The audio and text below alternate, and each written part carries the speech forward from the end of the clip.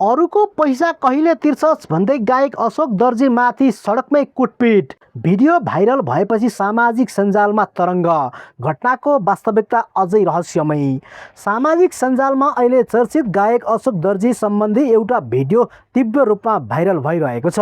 भिडियोमा उनी केही व्यक्तिबाट दुर्व्यवहार तथा कुटपिटमा परे जस्तो देखिन्छ। साथै अरूको पैसा लिएर कहिले तिर्छस् भन्ने आवाज पनि सुनिन्छ, जसले धेरैलाई स्तब्ध बनाएको छ।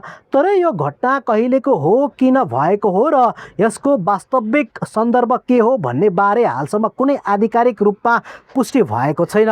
सङ्घर्षपूर्ण यात्रापछि सङ्गीत मार्फत लाखौँ नेपालीको मन जितेका अशोक केही समय अघि मात्र आफ्नो गाउँ पुगेका थिए। त्यही क्रममा उनले आफू कक्षा 11-12मा अध्ययनरत गरिरहेको र नयाँ चलचित्र पार्वतीमा अभिनय गरिरहेको जानकारी दिएका थिए। उज्यालो भविष्यतर्फ अघि बढिरहेका एक प्रतिभाशाली कलाकारको यस्तो भिडियो सार्वजनिक भएपछि उनका शुभचिन्तकहरू चिन्तित बनेका छन्। भिडियो भाइरल भएसँगै सामाजिक सञ्जालमा विभिन्न टिप्पणीहरू पनि आइरहेका छन्।